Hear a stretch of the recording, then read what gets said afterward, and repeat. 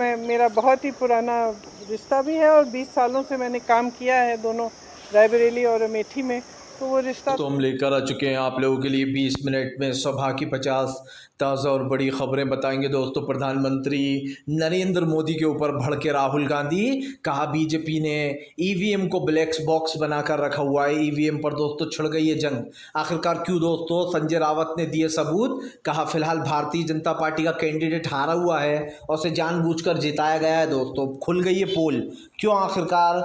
पवन खेड़ा बोले, जब विदेशी पूछते हैं ईवीएम पर सवाल तो पूरी मोदी मीडिया हाथ बांधकर जवाब देते हैं दोस्तों, पूरे बीजेपी के लोग। लेकिन जब खुद खास करके विपक्ष सवाल उठाता है ईवीएम पर तो बीजेपी कोई जवाब नहीं देती, न चुनाव आयोग। इस पर भी बताएंगे। और कैसे दोस्तों पश्चिम बंगाल में ट्रेन फिर से उलट, एक मालगाड़ी चढ़ने के ऊपर ममता बनर्जी ने बीजेपी को लिया लपेटे में, बताएंगे क्यों। उन्हीं रेल मंत्री को दोबारा चुन लिया गया जिनके राज्य में दोस्तों कई ट्रेन हादसे हुए थे। तमाम मुद्दों पर होगी बात, लेकिन सबसे पहले बढ़ते हैं बड़ी खबर की ओर। दरअसल दोस्तों आपको बताते चले, प्रधानमंत्री नरेंद्र मोदी के ऊपर भड़के राहुल गांधी, कहा ईवीएम में बसी है प्रधानमंत्री की जान। दरअसल दोस्तों विपक्ष ने भले ही जीत हासिल कर ली हो, प्रधानमंत्री को दोस्तों 200 सीटों पर ला दिया हो, बहुमत का आंकड़ा भी बीजेपी पास न कर पाई हो, लेकिन उसके बाद भी दोस्तों आप समझिए अगर ईवीएम नहीं होती तो शायद विपक्ष का आंकड़ा इससे भी बेहतर होता और वो अपने दम पर सरकार में भी होता। इतना घोटाला ईवीएम से हो गया है। जी हाँ, और ये हम नहीं कह रहे हैं, ये आंकड़े कहते हैं दोस्तों। कई सीटें ऐसी हैं जहां पर कम मार्जिन से दोस्तों बीजेपी ने चालाकी कर कर सपा के कार्यकर्ताओं, सपा के विधायकों को और दोस्तों महाराष्ट्र में शिवसेना के विधायक को हरा दिया। और ये सारा का सारा सच तब सामने आया जब ये पता चला कि बाकायदा एकनाथ शिंदे के जो रिश्तेदार, जिसने खड़ा किया था जिस कैंडिडेट को, उसके रिश्तेदार के पास बाकायदा ईवीएम से जुड़ा हुआ मोबाइल था जिस पे एक ओटीपी आती है। उस ओटीपी के आने के बाद ही दोस्तों ईवीएम ओपन होती है। आपको बता दें ये सीट दावा किया संजय रावत ने, क्योंकि कि सीट पर जीत हुई है। इसी को लेकर राहुल गांधी ने सरकार पर निशाना साधा। राहुल ने कहा कि एक बहुत ही गंभीर विषय है, चिंता का विषय, और सरकार को इस पर चुनाव आयोग को जवाब देना चाहिए। लोगों का जो भ्रम है, जो भी शक है दोस्तों, उसको दूर करना होगा, क्योंकि ये तो साफ है कि उस सीट पर जीत तो दोस्तों शिवसेना की हुई होगी, लेकिन एकनाथ शिंदे कैंडिडेट को जिता दिया गया है। आपको बताते चले दोस्तों फिलहाल प्रधानमंत्री नरेंद्र मोदी के ऊपर भड़की ममता बनर्जी बोली बीजेपी नाकाम सरकार है, ट्रेन हाथ से बढ़ते जा रहा है, सरकार कुछ नहीं कर पा रही है। दरअसल दोस्तों एक बार फिर से जो है यहाँ पर अश्विनी वैष्णव को रेल मंत्री बना दिया गया है। और किस अश्विनी वैष्णव को रेल मंत्री बनाया गया दोस्तों, जो एक तरीके से नाकाम रेल मंत्री साबित हुए हैं। मैं आपको बताता हूँ इनके पिछले कारनामे। इससे पहले पीयूष गोयल थे रेल मंत्री, वो भी इसी तरीके की हरकतें करते थे। और अब जो अश्विनी वैष्णव हैं, जो इससे पहले भी रेल मंत्री रह चुके हैं, उनको फिर से बीजेपी ने इस सरकार में रेल मंत्री बनाया है। तो दोस्तों अश्विनी वैष्णव, अभी याद होगा आपको, एक नहीं दो नहीं बल्कि तीन ट्रेनें आपस में भिड़ गई थी। अभी हाल ही में केस हुआ था, जिसके बाद दोस्तों 2 ट्रेनें थी और एक मालगाड़ी थी, तीनों आपस में भिड़ गई थी और कई मासूम लोगों की जानें चली गई थी। लेकिन अश्विनी वैष्णव ने दोस्तों बहाने किए थे, ढोंग किया था कि हम भी उन लोग को मदद कर रहे हैं निकलवाने में, विपक्ष इसके जो है मुद्दा बना रहा है। लेकिन दोस्तों एक बार फिर से वही हुआ। बंगाल में आप समझिए खड़ी ट्रेन, धीरे धीरे ट्रेन चल रही थी और उसके पीछे से एक मालगाड़ी आई और ट्रेन पर चढ़ गई। आप समझिए दोस्तों फिर आपका ट्रेन सिस्टम कैसा है, जब आपके पास कोई टेक्नोलॉजी नहीं है, आपको ये पता नहीं है किस टाइम पर कौन सी ट्रेन, कौन सी मालगाड़ी आ रही है, जब आपको ये सब कुछ पता ही नहीं है तो फिर किस नाम के रेल मंत्री हो आप? सबसे बड़ा सवाल ये बनता है। मैं पूछना चाहता हूं दोस्तों नरेंद्र मोदी को कि सारे हारे हुए खिलाड़ियों को उठा उठाकर क्यों ले आते हैं वो? इस देश का रेल मंत्री दोस्तों हादसों का जिम्मेदार है। लगातार इस तरीके की घटनाएं होती हैं, किसकी जिम्मेदारी है? क्या रेल मंत्री की नहीं है जिम्मेदारी? लेकिन आप समझिए चलती ट्रेन में आकर मालगाड़ी घुस जाती है और उसके ऊपर चढ़ जाती है। अब अगर दोस्तों कई मौतों के आंकड़े बढ़ जाते हैं इसमें, तो मैं पूछना चाहता हूँ इसका जिम्मेदार कौन होता? सरकार तो हमेशा हाथ उठाकर भाग जाती है। आपको बताते चले दोस्तों कपिल सिब्बल ने बीजेपी को दिया जोरदार ताना। सिब्बल बोले इस मुद्दे को विपक्ष को विधानसभा में उठाना ही होगा, ये बहुत बड़ा मुद्दा है। दरअसल दोस्तों आपको बताते चले इस वक्त ईवीएम के मुद्दे ने फिर से जान पकड़ ली है। ईवीएम के मुद्दे में फिर से सांसें आ गई हैं दोस्तों, और ईवीएम फिर से गर्मा गई है, ईवीएम पर सियासत। और ऐसा हो भी क्यों ना, एक बंदा जिसको आपने 2 बार जीता हुआ घोषित कर दिया दोस्तों, उद्धव ठाकरे के कैंडिडेट को 2 बार जीता हुआ घोषित करने के बाद आपने तीसरी बार में ये कहा कि आप हार गए और जीत गया कौन? एकनाथ शिंदे का कैंडिडेट। और कितने वोटों से? पहले वो 1 वोट से जीत रहा था दोस्तों। उसके बाद जब रिकाउंटिंग की तीसरी बार तो इनका कहना था कि 48 वोटों से एकनाथ शिंदे के जो वो हैं कैंडिडेट वो जीत जाते हैं। लेकिन चलिए उस वक़्त ये मामला होगा क्योंकि उस वक़्त ज़्यादा किसी को कुछ पता नहीं था। और आपको याद होगा ये सवाल बार बार उठा रहे थे, हम भी उठा रहे थे और डीबी लाइव भी उठा रहा था बुशरा खानम मैम के कम मार्जिन वाली सीटों पर घोटाला करती है बीजेपी। यही असली खेल होता है दोस्तों, जहाँ पर 50-100 सीटों का फासला होता है, यहाँ बीजेपी गेम कर जाती है और अपने कैंडिडेट को जितवाने के लिए ये आरोप लगा रहा है विपक्ष के फ़ोन लगाया जाता है बाकायदा वहाँ के अधिकारियों को जो जो गिनती कर रहे होते हैं। तो ऐसे में दोस्तों आप एकनाथ शिंदे ने जिसको खड़ा किया था, जिस कैंडिडेट को, उसके रिश्तेदार के पास बाकायदा फ़ोन होता है, वो चुनाव आयोग में दोस्तों घूमता है अंदर जहां पर काउंटिंग चल रही होती है। और दोस्तों सबसे बड़ी बात यह है कि वो फ़ोन ईवीएम से जुड़ा हुआ होता है। सबसे पहला सवाल, उसके पास ये फ़ोन क्या कर रहा था? दूसरी बात दोस्तों, उस व्यक्ति को अंदर घुसने किसने दिया, मोबाइल ले जाने किसने दिया उसके पास, ईवीएम के पास। तीसरा सवाल दोस्तों, जब 2 बार एकनाथ शिंदे के कैंडिडेट हार चुके थे और 2 बार ये घोषित कर दिया गया था कि फ़िलहाल ये सीट जो है वो उद्धव ठाकरे के वो जीत जाते हैं कैंडिडेट, तो उसके बाद दोस्तों तीसरी बार में ये क्यों कहा गया कि 48 वोटों से एकनाथ शिंदे के जो वो है कैंडिडेट वो जीत गए हैं? तो सवाल कई हैं दोस्तों जिसका जवाब बीजेपी के पास नहीं है, चुनाव आयोग के पास नहीं है। और सबसे बड़ी बात भी सुन लीजिए, अभी हाल ही में पता चला है जो इंस्पेक्टर इसकी देखभाल कर रहा है, इस केस की जांच कर रहा है, वो दोस्तों मतलब छुट्टी पे चले गए हैं, जिसके ऊपर संजय रावत ने भड़ास निकाली है। संजय रावत ने कहा है कि फ़िलहाल जो इंस्पेक्टर इसकी जाँच कर रहा है वो छुट्टी पर चला जाता है। क्या दोस्तों ये सब कुछ एक सहयोग है?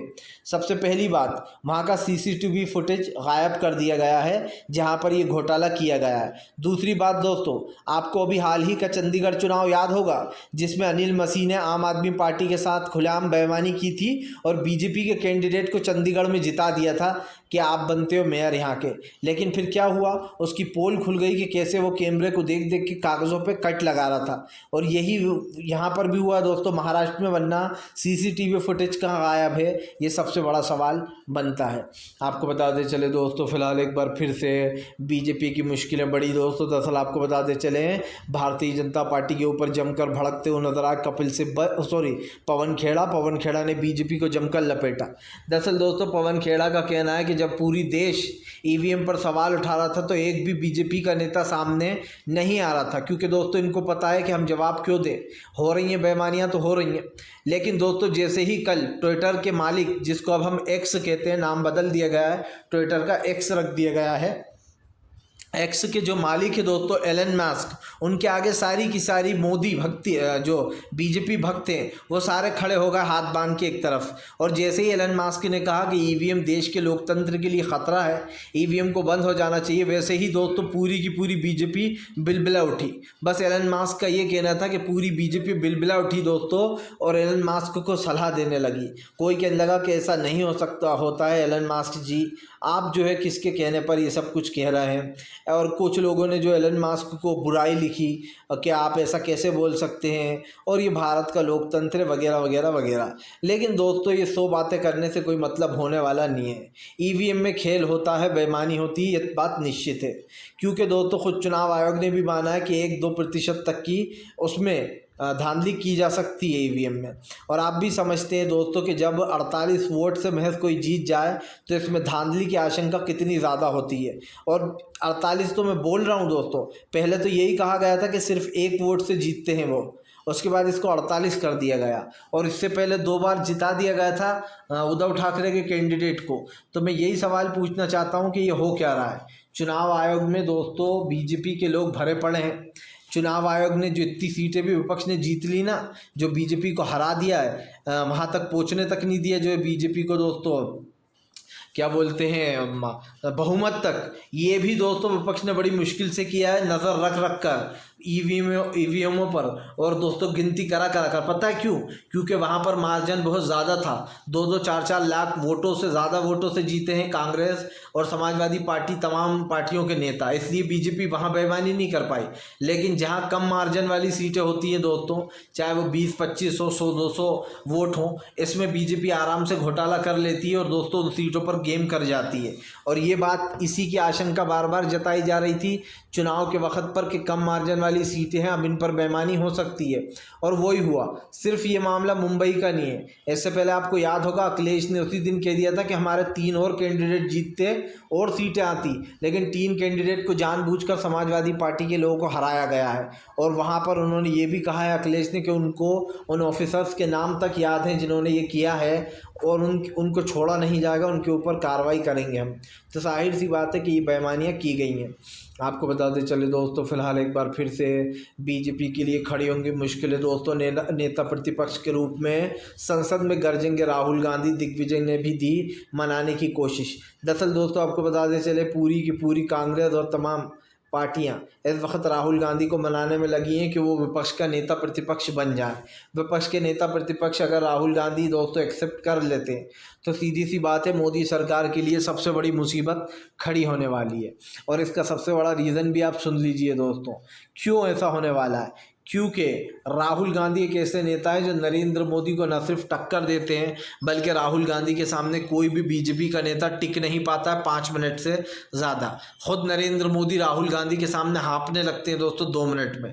यही कारण है जो अब राहुल गांधी को संसद में नरेंद्र मोदी के खिलाफ उतारा जाएगा।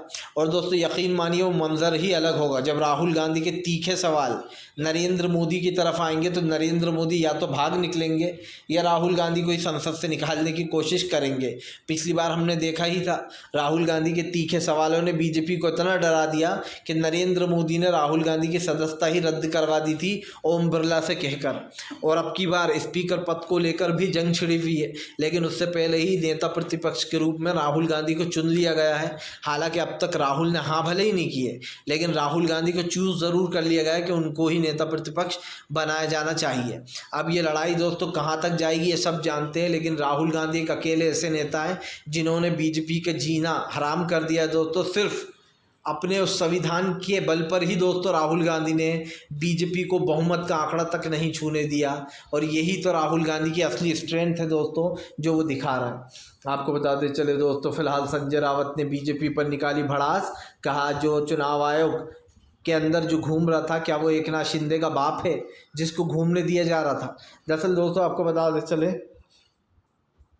चुनाव आयोग पर तो वैसे भी सवाल उठते ही रहते हैं, और सवाल क्या उठते हैं, दिखता है लोगों को कि चुनाव आयोग दोस्तों पक्षपात करता है, जो है बायस्ड रहता है। बायस्ड इसलिए रहता है दोस्तों चुनाव आयोग कि जब विपक्ष का नेता अगर कोई भड़काऊ भाषण देता नहीं है वैसे तो, लेकिन अगर छोटी मोटी बात भी उसके मुंह से निकल जाती है तो बीजेपी के कहने पर चुनाव आयोग फ़ौरन एक्शन ले लेता है। लेकिन जब बात नरेंद्र मोदी की आती है दोस्तों एक्शन लेने की, जैसे नरेंद्र मोदी ने बयान दिया कि अगर कांग्रेस जीत गई तो ये ज़्यादा बच्चे वालों को आपका मंगलसूत्र छीनकर बांट देंगे। दूसरा, नरेंद्र मोदी ने कहा कि फ़िलहाल जिनके ज़्यादा बच्चे हैं, जो घुसपैठी हैं, उनको दे दिए जाएंगे। तो यानी कि मुस्लिम इनके हिसाब से दोस्तों ज़्यादा बच्चे वाले हैं या फिर घुसपैठी हैं। ये है हमारे देश के नेताओं की सोच दोस्तों, जो लोग खुद हिंदू मुस्लिम करते हैं और जनता को ज्ञान बांटने निकल पड़ते हैं, जबकि इनके ज्ञान की किसी को कोई ज़रूरत होती नहीं है। और ये मैं अब समझ गया हूँ कि ये चीज़ें जो हो रही हैं ये सरकार की नाकामी है जो हमको दिखाई दे रही है। सरकार कितने ही हाथ पैर मार ले, कुछ भी कर ले, जनता ने अब की बार सोच लिया दोस्तों कि फ़िलहाल क्या करना है। और दोस्तों ये बात आप मत समझिएगा, समाजवादी पार्टी इंडिया गठबंधन ने अपनी लड़ाई बहुत ही जोश और होश से लड़ी। इस बार जो उन्होंने बीजेपी का किला ढा दिया है दोस्तों, जो कि हिंदुत्व का किला था, उसे देखकर मुझे बहुत खुशी होती है। सच बताऊं तो मुझे इस चीज़ का वो नहीं था दोस्तों, क्या यकीन कि उत्तर प्रदेश जैसी जगह में इस बार इंडिया का प्रदर्शन इतना बेहतरीन होने वाला। हालांकि हमें साफ पता चल गया था भीड़ देखकर, लेकिन फिर भी ये दिल में एक संशय था। और दोस्तों उत्तर प्रदेश की गरीब मजदूर, ख़ास करके दोस्तों आदिवासी, दलित भाई और अल्पसंख्यक, इन सब ने मिलकर दोस्तों जो हिम्मत दिखाई है, जिस तरीके से विपक्ष को जिताया है, ये अपने आप में काबिल तारीफ़ है। इन लोगों ने बता दिया बीजेपी को कि मंदिर मस्जिद कोई मुद्दा नहीं है, मंदिर मस्जिद तुम्हारे लिए मुद्दा है जिनको सत्ता का लालच है। गरीब लोग के लिए दोस्तों आप समझिए, क्या मंदिर क्या मस्जिद, उन बेचारों को पहले खाने को मिल जाए यही बहुत है। और हम लोग भी यही सोचेंगे, अगर खाने को नहीं मिलेगा, कह रहे भगवान मुंह में खाना तो नहीं डाल देंगे दोस्तों, अल्लाह पाक मुंह में लाकर खाना तो नहीं डाल देंगे। ठीक है, धर्म आस्था दोस्तों अपनी जगह होती है, लेकिन ऊपर वाला भी कहता है कि आपको खाने के लिए मेहनत करना पड़ती है। और इस वक्त गरीब पूरी मेहनत कर रहा है, उसके बाद भी उसको उसका हक़ नहीं मिल पा रहा। और किसकी वजह से नहीं मिल रहा है? बीजेपी की सरकार की वजह से नहीं मिल रहा है, जो कि लगातार 10 साल से सत्ता में काबिज़ थी। अब 2 पहियों पर काबिज़ हो गई है, लेकिन ये 2 पहिए ऐसे हैं दोस्तों जो कभी भी पंचर हो जाएंगे, क्योंकि दोस्तों नीतीश कुमार पलटी मारने में 1 मिनट का समय नहीं लगाते हैं। और टीडीपी ने साफ चेतावनी दी है, अगर स्पीकर पद हमारा नहीं तो सरकार भी फिर नहीं बनेगी, क्योंकि अभी भले ही बन गई है। आपको बताते चले दोस्तों, फ़िलहाल एक बार फिर से मोहन भागवत हुए एक्टिव दोस्तों, अफजाल अंसारी की बात सुनना चाहिए दोस्तों। भले ही आरएसएस और बीजेपी में 2 फाड़ हो गई हो, लेकिन दोस्तों योगी और मोहन भागवत का अलग ही प्लान चल रहा है। अब वो नरेंद्र मोदी के ख़िलाफ़ चल रहा है या दोस्तों समाजवादी पार्टी के ख़िलाफ़ तो है ही, ये तो सबको मालूम है कि मोहन भागवत क्यों एक्टिव हो गए। दरअसल दोस्तों मोहन भागवत को बहुत बुरी मिर्ची लगी है। हालांकि उन्हें इस बात की खुशी है कि बीजेपी का घमंड टूट गया, क्योंकि बीजेपी और उनमें तनी हुई है दोस्तों, इस वक्त ठनी हुई है दोनों में दुश्मनी। लेकिन मोहन भागवत दोस्तों अब जगह जगह, अफजाल अंसारी जो कि मुख्तार अंसारी के भाई हैं, उन्होंने बीजेपी पर हमला बोलते हुए कहा कि संघ के मोहन भागवत निकल पड़े, हार के बाद जगह जगह का मुआयना कर रहे हैं, क्योंकि उन्हें पता है कि उनकी करारी हार हो चुकी है। अफजाल अंसारी ने आशंका जताई है कि मोहन भागवत फिर से कुछ ऐसा करने की कोशिश करेंगे कि वो लोगों को तोड़ दें आपस में। जैसे दोस्तों इस बार हिंदू, मुस्लिम, दलित भाई, आदिवासी, किसान, गरीब, मजदूर सब ने मिलकर एकजुट होकर वोट दिया। अब मोहन भागवत उसको तोड़ने की कोशिश करेंगे दोस्तों, ये लिख कर रख लीजिए। मोहन भागवत का असली चेहरा दुनिया के सामने है दोस्तों। मोहन भागवत कह रहे हैं अब इसके लिए मैं ये करूँगा, अब उसके लिए मैं वो करूँगा। तो कम से कम दोस्तों सवाल तो बनते ही हैं, और ये सवाल जब बनते हैं तो फ़िलहाल सरकार की नीतियाँ तो फेल होना ही है। इसीलिए मैं कह रहा हूँ कि फ़िलहाल इस चीज़ को बार बार उठाएं कैसे, या फिर ये मुद्दा बहुत बड़ा बन चुका है और सरकार की नाकामियाँ भी सबके सामने आ चुकी हैं। तो देखते हैं फ़िलहाल इस पर क्या होता है। लेकिन तमाम मुद्दे तो हैं दोस्तों जो देश की, जिन पर बात होना चाहिए, लेकिन मुझे नहीं लगता कि सरकार, निकम्मी सरकार किसी काम की है दोस्तों। आपको बताते चले दोस्तों, फ़िलहाल एक बार फिर से राहुल गांधी को देश में दोस्तों पीएम पद बनाने की होड़ चल रही है दोस्तों। एक तरफ राहुल गांधी के सपोर्टर हैं तो दूसरी तरफ बीजेपी की तमाम फोर्स सामने हैं, लेकिन अकेले राहुल इन सब पर कैसे भारी हैं। दरअसल दोस्तों बीजेपी में ज़बरदस्त उछाल आया है, और वो उछाल क्या है दोस्तों? वो उछाल है कि पूरी तरीके से बीजेपी जो है दोस्तों डाउन हो चुकी है। दरअसल आपको याद होगा पिछली बार दोस्तों, अभी हाल ही का ये मामला निकल कर सामने आया है, जहां पर अब ट्रेन हादसे पर पूरी कांग्रेस ने बीजेपी को घेर लिया। ट्रेन हादसे पर कांग्रेस ने बीजेपी को घेरते हुए कहा कि अशनवी वैष्णव एक नाकाम रेल मंत्री हैं और उनकी वजह से एक के बाद एक बड़े हादसे होते रहते हैं। सबसे बड़ी बात ये दोस्तों, अभी वो हादसा भूले भी नहीं है लोग बिहार का, और इससे पहले ही बंगाल में भी हुआ था। तो आप समझिए ट्रेनें इतनी भयंकर टकराई थी दोस्तों, 3 ट्रेन, 2 ट्रेन थी, एक मालगाड़ी थी। उस वक़्त कई लोगों की जान चली गई थी। अब अभी हाल ही में फिर से एक बार पश्चिम बंगाल में दोस्तों ट्रेन, चलती ट्रेन में आकर मालगाड़ी घुस गई। तो आप समझ सकते हैं कि रेल मंत्रालय की कितनी बड़ी नाकामी सामने आ जाती है। और आप ये मत समझिए कि ये चीज़ें ऐसे ही हो रही हैं, ये ऐसे ही नहीं हो रही हैं दोस्तों। दरअसल रेल का जो बजट था दोस्तों, पहले बताया जाता 1000 करोड़ हुआ करता था, लेकिन अब उसको घटाकर 500 करोड़ कर दिया गया है। तो आप समझ सकते हैं कि बजट को पूरा आधा कर दिया गया है, जिसकी वजह से सारी की सारी जो प्रॉब्लम्स है वो सामने आती हैं। जाहिर सी बात है, जब आप रेल मंत्रालय का पूरा बजट ही बिगाड़ दोगे, उस बजट को 1000 करोड़ से 500 करोड़ कर दोगे दोस्तों, तो सवाल तो उठेंगे ही। और सवाल क्यों ना उठे? जिस तरीके की आप हरकतें कर रहे हैं, जिस तरीके के कारनामे आपके चल रहे हैं, उस पर सवाल तो बनते हैं। और मैं लिख कर दे सकता हूं दोस्तों, इस वक्त देश की जनता पूरी तरीके से मोदी सरकार के अगेंस्ट हो चुकी है। ये बहुमत का आंकड़ा तो पार कर नहीं पाए हैं, इसीलिए अब जनता को सताने में लग गए हैं। अभी मैंने एक बयान भी सुना, अब जेडीयू के नेता कह रहे हैं आज से हम यादव और मुस्लिमों के लिए कोई काम नहीं करेंगे क्योंकि इन लोगों ने हमें वोट नहीं दिया है। तो आप समझ सकते हैं कि बीजेपी जेडीयू अभी गठबंधन में है, तो लोगों को अब कैसे डरा धमका रहा है कि हम